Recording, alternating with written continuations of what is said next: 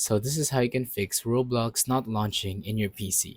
Roblox launching is actually a very common bug that happens to a lot of people.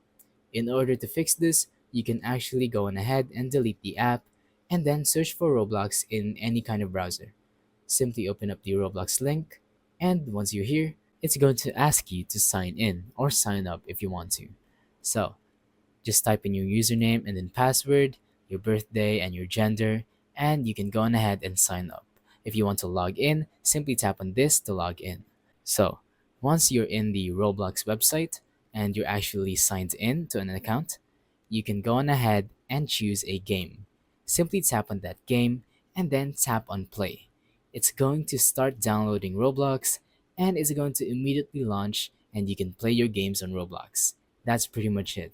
If you've tried this already, if you've tried reinstalling Roblox, I'm afraid the problem isn't with Roblox, but it's with your device. Maybe it's not compatible with Roblox, or you just have too much storage, and there's not enough for Roblox to play.